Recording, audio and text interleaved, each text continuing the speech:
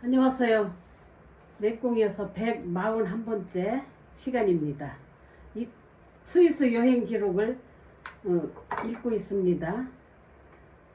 이태리 가는 비행기를 타기 위해서 공항에 도착해서 수속을 밟고 짐을 붙이고 공항 내의 쇼핑센터에도 들렸다. 여유 있는데 동생은 쇼핑 코너만 있으면 마음껏 쇼핑을 하는 모습을 볼 수 있었다. 나는 쇼핑에는 관심이 없다. 한국에서도 원래 쇼핑은 나는 관심이 없다.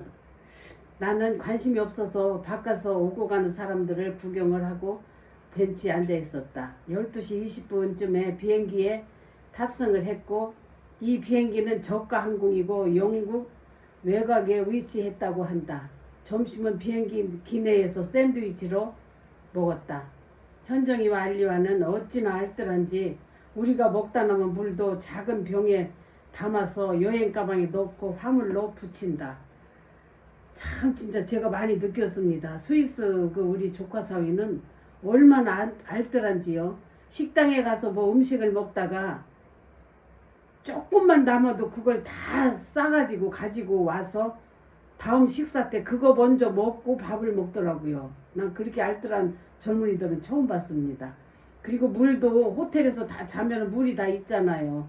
그러면 아침에 일어나서 다 놓고 하면서 물 남은 거 있으면은 빈 병을 가져와서 거기다 다 채워가지고 그것을 여행 가방에다 넣고 화물로 붙이는 겁니다. 그렇게 알뜰한 젊은이들을 지금 볼 때 우리 한국 사람들은 너무 낭비가 심하고 그냥 괜찮은 물건이라든가 뭐 음식이라든가 그냥 쉽게 생각하고 이렇게 버리는데 외국 사람들은 너무너무 알뜰하더라고요. 비행기에 다 붙이는 것이다. 비행기 2시간 동안 2시간 동안 비행을 하고 이태리에 도착을 했다.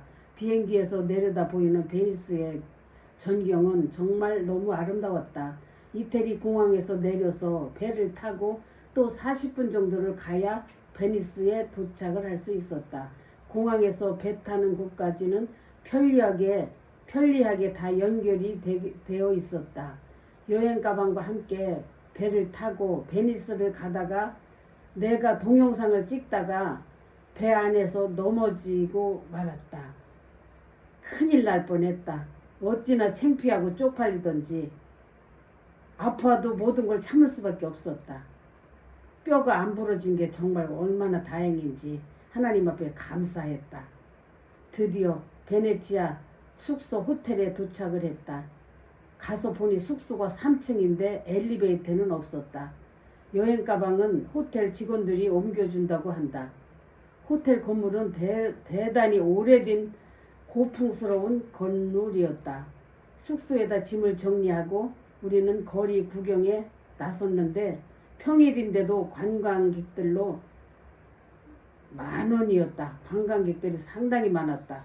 이곳은 섬인데도 대형 기차역도 있었고 또 57km의 수중 터널도 57km 거리를 수중 터널로 기차가 다닌다는 것이다.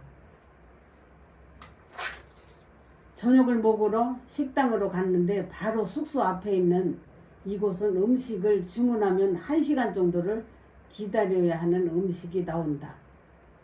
이것도 우리나라 사람 성격이 급하잖아요. 가자마자 주문하면 그냥 바로 나오는데 여기는 가서 주문을 하니까 1시간을 기다려야 음식이 나오더라고요. 그때까지 기다리려면 배고픈 사람들이 얼마나 힘들고 또 졸리운지 우리 옆 테이블에 손님들이 10명 정도 와 있었는데 연배가 우리들과 비슷한 것 같았다. 그들은 유쾌한 분들이었고 동생이 우리들과 기념사진 한 장 찍자고 제안을 하자 그분들이 흔쾌히 승낙을 해줘서 우리는 다 함께 즐겁게 사진을 찍을 수가 있었다. 그분들은 미국 사람이고 고등학교 동창들끼리 베니스로 여행을 왔다는 것이다. 모든 대화는 현정이가 있어서 우리는 대화를 할 수가 있었다. 현정이가 프랑스 시댁에 왔다는데 동생 남편이 예정에도 없이 프랑스로 상의를 만나러 간다고 알리완에게 말을 했다는 것이다. 어떻게 가는 건지 통역사 한 명을 동행을 하고 다녀온다고 해서 알리완이 몇 시간 신경을 너무너무 많이 썼다. 스트레스도 많이 받았을 것이다. 우리 동생 딸이 프랑스에 사는데 바로 멀지가 않은가 봐요. 프랑스와 그 베니스와의 거리는. 동생 남편이 갑자기 딸을 통역사를 대동을 하고 저 프랑스에 가서 딸을 잠깐 만나고 온다고 하는 거예요. 그러니 알리완이 자기가 계획했던 스케줄이 갑자기 엉키면서 많은 신경을 쓰고 스트레스를 많이 받았습니다. 계획대로 여행을 해야 하는 우리 알리완의 완벽한 성격인데 새로운 제안을 한다는 것은 알리완에게는 큰 부담이 되는 일이었을 것이다. 알아보니까 갑자기 가는 곳은 모든 경비가 엄청나게 많이 든다고 한다. 통역사 동행 왕복 300만 원 정도 든다는 것이다. 결국에는 포기를 했지만 몇 시간 동안 현정이는 알리완 눈치를 보느라 쩔쩔매고 이모부에게 실상을 말하지도 못하고 힘든 몇 시간을 보냈다. 현정이를 이제 미안하니까 자기 그 예민한 남편 눈치를 많이 봤지요. 조카딸이. 이모부는 거기를 프랑스를 간다고 하고 그래서 경비가 이렇게 다 알아보니까 많이 든다고 하니까 포기를 했답니다. 처음에 일행으로 여행을 함께 시작했으면 끝까지 함께 하는 것이 원칙이고 그게 경우인데 그 원칙을 깨려고 했던 동생 남편 나는 이해할 수가 없었다.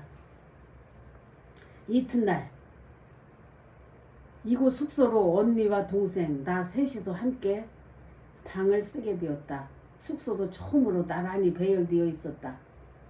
우리 방, 형부, 동생 남편 방, 현정이 알리완 방 나란히 있었다. 피곤해서 이제 이곳에서의 첫날 밤을 나는 달게 잤다. 새벽에 울리는 성당의 은은한 종소리가 모든 잠든 이들을 깨운다. 톡을 열어보니 중국의 두 손주들도 사진이 와 있었다. 오늘 하루도 즐겁게 시작을 했다. 식사는 호텔 식당에서 먹었다. 언니는 반바지를 사고 싶다고 알리완과 현정이에게 말을 해서 현정이와 알리완은 쇼핑을 다녀오고 커플로 형부랑 잘 어울렸다 사가지고 왔는데 이때 우리 언니가 마음이 조금 변했던 것 같습니다. 여기 스위스 여행을 다녀와서 한국에 오자마자 시름시름 그렇게 알시키 시작을 해서 얼마 살지 못하고 저 세상으로 가셨습니다. 그 후에 2시간 반을 걸어서 베네치아 이곳저곳을 보았다. 어느 곳을 가나 관광객들이 넘쳐났다. 선물 코너 가게들이 정말 많았다. 선물 코너가 너무너무 많았다. 보면 볼수록 신기한 베네치아였다. 교통수단은 전부 배로 다녔다. 수상 도시였고 건물 마당에 바닷물이 맞았다 있는데도 건물 마당에 바닷물이 들어왔다 나갔다 한다는 거예요. 비가 오면은 물난리가 안 나는지 정말 나는 신기하기도 했다. 우리는 걷고 또 걸어서 배를 타고 섬 3군데를 돌았다. 유리공예 공장도 가봤다. 그리고 레스토랑에 가서 식사도 하고 또 다른 섬으로 옮겨서 맥주와 생선 튀김을 먹고 또 바닐라 아이스크림 등을 먹었다. 잠시 여유를 즐겼다. 다 마치고 오다가 중국 식당에 가서 저녁을 먹고 숙소로 들어왔다. 다들 너무나 피곤하니까 숙소에 와서도 별 대화 없이 바로 잠을 잤다. 그 이튿날 오늘은 아름다운 베네치아를 떠나는 날이다. 알리완의 고향이고 또 지금도 부모님 제키 여사와 피에르 조르조가 살고 있는 티치노로 가는 날이다. 우리 그 조카 사위 그러니까 부모님 살고 계시는 이제 곳으로 우리가 이동을 하게 되었습니다. 아침 식사로 10시에 먹기로 했었는데 언니는 4시 반부터 일어나서 부시럭거리기도 하고 아침 운동을 하고 그렇게 물소리를 내고 매우 신경 쓰이게 행동을 했다. 배려심이 부족한 우리 언니다. 고단에서 다 동생들이 자고 있는데 일찍 일어나서 비닐을 그냥 부시럭거리고 가방을 열었다 닫았다 하고 물을 싱크대 물을 틀면서 그렇게 싱크대 물이 아니지요. 샤워하는데 물을 틀어놓고 그냥 그렇게 물소리가 나니까 우리는 잠을 잘 수가 없고 짜증이 났지만 꼭 참을 수밖에 없었다. 언니는 아침을 7시에 먹기로 했다고 하면서 혼자 밥을 준비를 하고 있었던 것이다. 참다 못한 동생이 한마디를 한다. 언니 먼저 내려가서 아침 식사 먼저 해요. 퉁명스럽게 말을 했다. 그 말에 언니가 서운했는지 10시에 아침 식사를 다 할 때까지 아무 말도 없었다. 좀 이상했다. 속으로 불편하기도 했다. 나는 식사 후에 현정이가 비닐봉투 2개를 주면서 티치노에 가면 빨래를 해줄 테니까 봉투에 담아 놓으라고 부탁을 한다. 그러나 언니는 티치노에 가서 주라고 한다. 언니는 현정이와 알리완이 힘들까 봐서 그러는 것 같았으나 난 동생과 함께 아무 말 없이 현정이 시키는 대로 행동을 했다. 우리는 여기서도 여행 가방을 호텔에 맡기고 베네치아 성당으로 배를 타고 찾아갔다. 우리는 알리완이 예약을 해놓아서 바로 라운지에 올라갈 수 있었다. 어디에서나 라운지에서 내려다보는 재미는 볼만했다. 한눈에 베네치아를 볼 수 있었다. 우리는 그 후에 3시 반에 베네치아에서 출발하는 기차를 타고 바다 위를 달려 스위스로 가던 중 급하게 스위스 말로 인사하는 걸 우리는 배웠다. 짜오, 짜오가 안녕이라는 뜻이란다. 피아체레, 안녕하세요. 우리는 알리완 부모님을 만나서 인사를 해야 되기 때문에 급하게 우리는 인사만 배웠다. 그라치레, 감사합니다. 우리 5명은 열심히 연습을 했다. 부오나로떼, 안녕히 주무세요. 이 4단어는 꼭 필요하다고 했다. 베네치아 역에서 2 정거장만 가면 스위스라고 한다. 기차에서 내려 티치노로 가는 기차로 환승을 할 때 내리자마자 여행 가방을 끌고 얼마나 뛰었는지 숨통이 끊어질 것처럼 뛰었다. 환승하는 기차에 오르자마자 기차가 출발을 했다. 형부와 언니, 동생이 많이 힘들었을 것이다. 티치노역에 도착을 하니 알리완 부모님과 알리완 이모, 알리완의 사촌 형이 차로 마중을 나오셨다. 차 3대가 온 것이다. 차를 나눠 타고 알리완 집에 도착을 하니 부모님께서 얼마나 따뜻하고 반갑게 반겨주시던지 잠자리도 완벽하게 준비해 놓고 계셨다. 알리완 이모님이 여행객들에게 게스트 하우스로 이용을 하시는 독채가 있었다. 먹거리도 과일부터 한국 라면, 쌀 모든 것이 완벽하게 준비되어 있었다. 식탁에 꽃꽂이까지 준비해 놓으셔서 우리 일행들을 모두 감동을 시켰다. 모든 분들이 마음이 온화하고 따뜻한 분들이라는 걸 느낄 수 있었다. 얼마나 세심하신지 방마다 충전할 수 있는 사시꼬미와 부족하지 않을 만큼 타올도 많이 준비되어 있었다. 건물은 지은 지가 오래돼서 2층을 오르내리고 있었고 때마다 삐끄덕거리는 문 소리가 들리기도 했다. 샤워와 화장실은 5명이 함께 써야 했으며 양보와 배려가 있어야 되겠다고 생각을 했다. 난 모든 사람들이 다 끝나면 맨 나중에 이용을 하기로 생각을 했다. 다들 배고프고 피곤하고 내가 주방장으로 봉사를 하기로 했다. 봉사하기로 생각을 하고 먼저 라면을 끓여서 함께 먹고 또 11시경에 잠자리에 들었다. 저는 집에서 해먹는 음식은 주방 일은 모든 거 전부 다 내가 다 했습니다. 우리 언니는 연세가 70이 넘어서 너무 힘들어해서 못했고, 제 동생은 몸이 굉장히 연약합니다. 체격은 좋은데 2시간만 몸을 움직이면은 더 이상 움직이는 게 너무 부담스러워하는 체질이라 건강한 제가 모든 주방 일은 다 하면서 여행을 다녔습니다. 그 이튿날입니다. 알리완의 시골 고향집에서 편안하게 밤을 잘 잤다. 이곳의 숙소는 언니 부부와 동생 부부, 나 편안하게 쓰게 돼 있었다.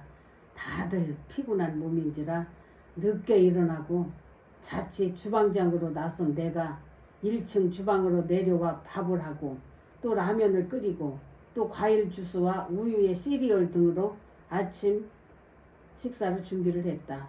김치 없어도 다들 잘 먹었다. 알리완의 부모님께 여러 가지 먹거리를 준비해 주셔서 부족함 없이 식사를 할 수가 있었다. 알리완 부모님께서 다양하게 한국 사람들이 좋아할 만한 음식 재료들을 사다 놓아서 음식하는 데는 부족함이 없었습니다. 우리는 아침을 먹고 느긋하게 쉬다가 점심에도 우유에 시리얼을 또 타서 간단히 먹고 알리완 동네 주변을 돌아보았다. 말이 시골이지 정말 아름다운 곳이었다. 호수도 있었고 또 동네 성당도 있었고 알리완이 어렸을 때 다녔던 성당이었다고 한다. 한국으로 치자면 고급스러운 전원 마을이라고 하면 딱 맞을 것이다. 난 이곳에 제일 놀란 점이 있었다면 건축한 지가 270년, 300년 된 집들이 다반사였다. 그렇게 집들이 300년이 되어도 집이 멀쩡하더라고요. 아주 튼튼하게 돌로 잘 지었습니다. 집을 얼마나 튼튼하고 견고하게 지었는지 앞으로도 수백 년 살아도 끄떡없어 보였다. 벽 두께를 자세히 보니 한 60cm 정도가 되었다. 자연 그대로 살려서 돌 위에 집을 지었으니 보기에도 아름답고 천년 만년 살아도 될 집들이었다. 정말 그 옛날에 어떻게 이렇게 집을 튼튼하게 지었는지 나는 우리 한국과 비교를 하지 않을 수가 없었다. 우리 한국은 흙벽돌로 지었고 꺼적대기로 그렇게 간단히 져가지고 바람만 불어도 쓰러지고 비가 많이 오면 또 피해가 나고 그랬는데 그 스위스 사람들은 그 300년 전에도 그 돌 위에 돌로 또 집을 얼마나 튼튼하게 졌는지 아주 신기했습니다. 옛날에 어떻게 그런 집을 지었는지 그 지혜가 정말 조상들이 존경스러웠다.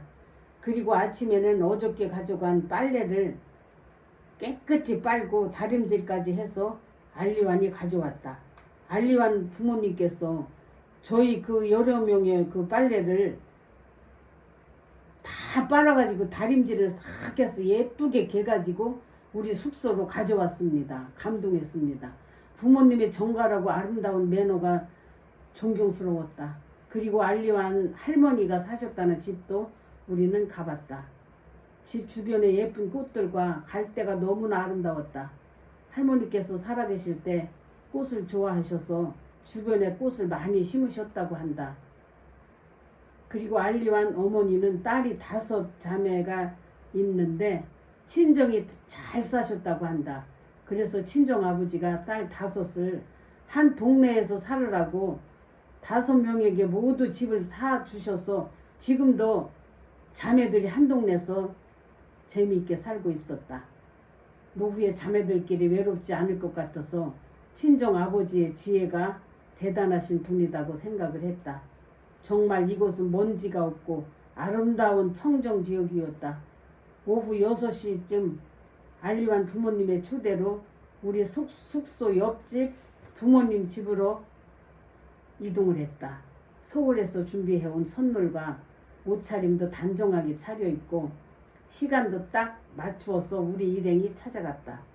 현정이의 시댁으로 간 것이다. 집은 3층 집이었다. 시아버지께서 어찌나 재치가 있으신지 우리 일행이 마당에 들어서자 3층에서 손을 흔들어 주시면서 반겨주시는 것이다. 1층에는 겨울철에 뗄 장작들이 산더미 같이 쌓아 놓으셨는데 3층에서 도르래로 1층 장작을 끌어올린다는 것이다. 끌어올리는 것을 재현해서 우리들에게 보여주셨다. 작은 이벤트였지만 우리는 즐겁게 봤다. 우리 일행도 보답으로 환호성과 기념 촬영을 했다. 걸어서 3층으로 올라가는 중간에 돌 비석이 있었는데 이 집이 건축된 지가 270년 되었다고 기록이 돼 있었다. 이 270년 전에 집을 진 거예요. 계산을 해보니까 270년이 되었더라고요. 건축할 때 지은 연도를 표시를 해둔 것이었다. 우리가 3층 집 안으로 들어서자 알리완 부모님께서 친절하게 일일이 한 사람 한 사람 포옹해 주시면서 반겨주셨다. 이곳에서도 귀한 차라고 하면서 따끈한 차를 대접해 주셨고 준비해간 선물을 전해드리자 너무도 감사하게 받으신다. 또 기쁘게 받아주셨다. 내가 써간 편지가 있었는데 현정이의 통역으로 내용을 다 읽으시고 다 들으시고 얼마나 기뻐하시던지 감동의 시간이었다. 제가 감사하는 마음으로 편지를 짤막하게 써갔었습니다. 제가 그 자리에서 편지를 읽을 때 우리 조카딸이 통역을 해주고 알리완 그 부모님께서 굉장히 감동스럽게 들으셨습니다. 선물 포장도 뜯을 때 얼마나 조심스럽게 뜯으시던지 그분들의 성품과 인격을 볼 수가 있었다. 이 모든 장면을 알리완이 카메라에 담았다. 내가 사간 선물은 대단히 한국적인 것 인사동에 가서 산 것이다. 상포와 식판, 차 받침 그렇게 사갔다. 좋아하시는 부모님을 보니 나도 뿌듯했다. 동생은 와인을 한 병 준비했고 언니는 홍삼을 준비했다. 다음은 주방으로 향했다. 차려진 식탁을 보는 순간 탄성이 절로 나왔다. 건강식으로만 준비해 주셨으며 와인과 맥주, 포도주와 양주 다양하게 준비되어 있었고 알리완 아버지가 굉장히 수준이 높으시고 재치도 있으시고 이벤트를 즐기시는 분이고 순간순간 모든 이들에게 감동을 주시고 웃음을 주셨다. 초대받은 우리들은 정말 감동과 웃음이 끝일 수가 없었다. 땡큐를 연발했다. 갑자기 생일 축하 노래를 합창을 하기도 했다. 정말 분위기는 최고조였다. 모두가 기뻐했고 행복감에 취해 있었다. 알리완 부모님을 만나보니 알리완이 이 집안에서 얼마나 귀한 존재로 자랐으며 큰 사랑을 받고 큰 사랑으로 알리완을 키우셨는지 짐작을 하고도 남았다. 부모님은 알리완이 존재의 이유이고 삶의 이유였다. 행복한 가정에서 자란 알리완이 더욱 귀하게 보여졌다. 주방일도 부부가 함께 하시는 모습이 보기가 좋았다. 연세가 다들 70이 넘으셨는데도 주저하지 않고 주방일을 둘이 하셨다. 아버지는 73세란다. 그런 환경에서 자란 알리완이 주방일을 잘 하는가 보다. 아버지가 늘 주방에서 일하는 걸 보고 자란 알리완이 주방일을 아주 잘하고 삽니다. 살림을 다 알리완이 하다시피 합니다. 알리완은 꼼꼼하고 현정이는 덜렁덜렁이라 그 주방에서 일하는 걸 마음에 들지 않아서 알리완이 다 하겠다고 해서 그 후부터는 알리완이 주방 일을 하고 있다고 합니다. 알리완 아버지는 젊어서 직업이 장애 학교 선생님으로 일을 하셨다고 한다. 퇴직할 때까지 거기서 일을 했다고 한다. 희생과 봉사정신이 없이는 힘든 직업이다. 모든 순서가 다 끝나고 집에 오는데 깜깜한 길이었다. 갑자기 우리 앞에서 알리완 아버지가 불꽃놀이를 해주셨다.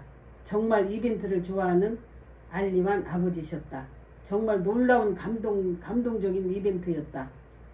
지치지 않으시고 끝까지 손님들에게 감동을 선물하는 부모님이셨으며 아들을 위하는 일이라면 뭐든 에너지를 남김없이 쓰시는 알리완의 아버지셨다. 정말 오래도록 기억에 남을 만한 밤이었다.